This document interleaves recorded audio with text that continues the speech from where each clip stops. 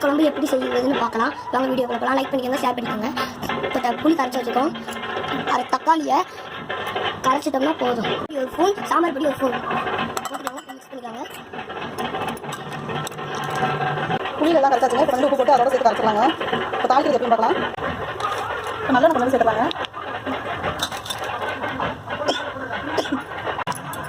இப்போ கடலெண்ணெய் சேர்த்துலாங்க. கொஞ்சோண்டு சோம்பு, கொஞ்சோண்டு எடுத்துக்கலாம். இது நல்லா பொரிட்டுங்க. இப்போ கருவேப்பிலை சேர்த்துலாங்க. இப்போ வெங்காயம் சேர்த்துலாங்க.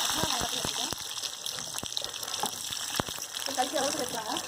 இப்போ நல்லா வெங்காயம் வதங்கிட்டுங்க. இப்போ தக்காளி சேர்த்துலாம். அரைப்பெல்லாம் இப்போ தக்காளி நல்லா வதங்கிடுச்சுங்க. இப்போ புளி கரைசல், மிளகாத்தூள் எல்லாம் கரைச்சி வச்சுக்கோங்க. இப்போ அதை சேர்த்துலாங்க.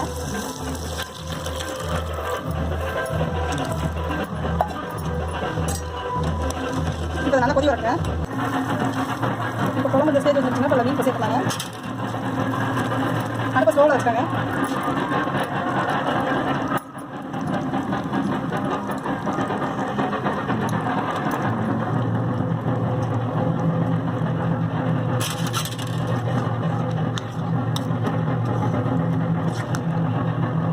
சிம்லேயே நல்லா கொதி வரங்க.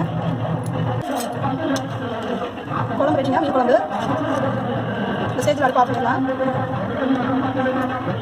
லைக் பண்ணுங்கள், ஷேர் பண்ணுங்கள், கமெண்ட் பண்ணுங்கள்.